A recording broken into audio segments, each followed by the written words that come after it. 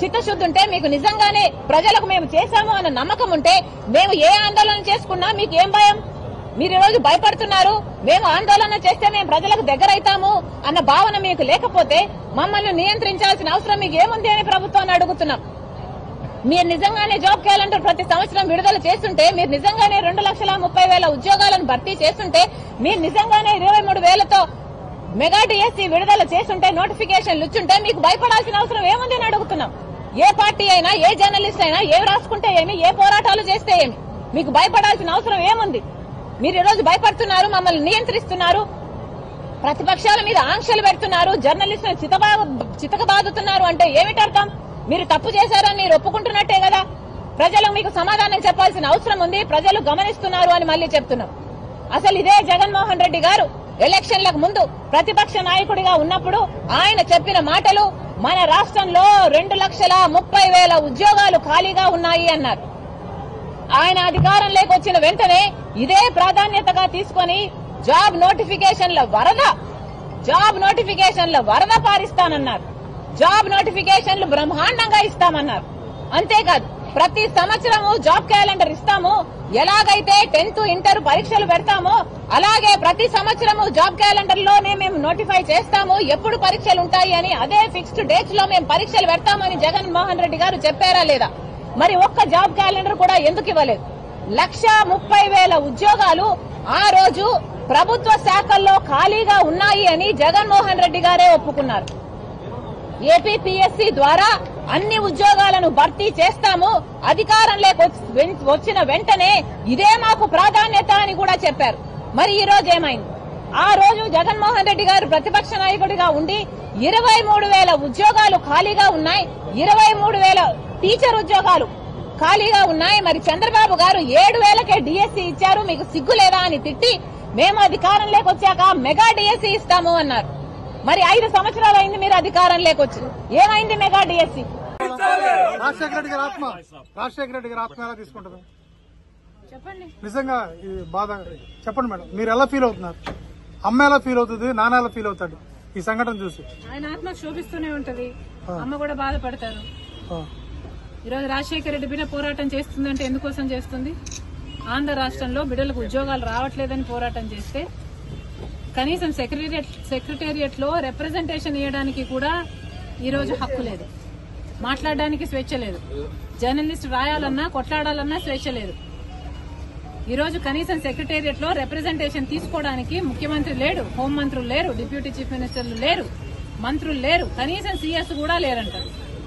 ఇక వీళ్ళకి ఏం చేతనైంది? పరిపాలన చేతనైందా? వీళ్ళ స్పెషల్ స్టేటస్ తేవడం చేతనైందా? పోలవరం ప్రాజెక్టు పూర్తి చేయడం చేతనైందా? విశాఖ స్టీల్ ప్రైవేటైజ్ అయిపోతుంటే దాన్ని ఆపడం చేతనైతుందా? క్యాపిటల్ సిటీ కట్టడం చేతనైతుందా? కనీసం మెట్రో అన్నది తేయడం చేతనైందా? రైతులు ఆత్మహత్యలు చేసుకుంటున్నారు, అప్పుల పాలైపోతున్నారు, కనీసం పంట బీమా ఇవ్వడం కూడా చేత కాలేదు. బిడ్డలు ఆత్మహత్యలు చేసుకుంటున్నారు, ఉద్యోగాలు లేవు, నోటిఫికేషన్లు ఇవ్వడం కూడా చేత కాలేదు. రాజశేఖర రెడ్డి గారు వదిలి వెళ్లేసిన ప్రాజెక్టులు పూర్తి చేయడం కూడా చేత కాలేదు. మరి ఇదేనా రాజశేఖర రెడ్డి గారి వారసత్వం అంటే? ఆలోచన చేయాలి. ప్రజల కోసం కొట్లాడుతున్నాం మేము ఈ రోజు. కనీసం కనికరం లేకుండా, మహిళలను చూడకుండా రాత్రి నన్ను పార్టీ ఆఫీస్ లోనే ఉండేటట్టు చేశారు. ఇది పాపం కదా? ఒక ఆడపిల్లని ఇలా చేయడం పాపం కదా? పాపమే. ఆంధ్ర రాష్ట్ర ప్రజలకు, ఆంధ్ర రాష్ట్ర యువతకు చేస్తున్నది వీళ్ళు పాపమే. ముఖ్యంగా ప్రతిపక్షాలు, జర్నలిస్టులు ఇంతగా కొట్లాడుతున్నా కూడా కొట్లాడ కనీసం వీళ్ళ చిత్తశుద్ధిని కూడా ఈ రోజు గౌరవించకుండా ఈ రోజు ఇట్లా గాయపరిచి. మేడం, మీ ఆర్కే గారు మళ్ళీ జాయిన్ అయ్యారు మంగళగిరిలో. అబౌట్ స్టూడెంట్స్ ఈ రోజు యువత గురించి మాట్లాడదాం. రేపు రండి, రేపు అడగండి, రేపు చెప్తాం.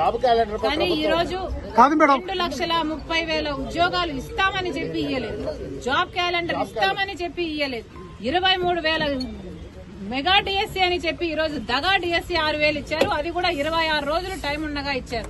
పిల్లలు ఎలా ప్రిపేర్ అవ్వాలి? అసలు ఈ ప్రభుత్వానికి మనసే లేదు.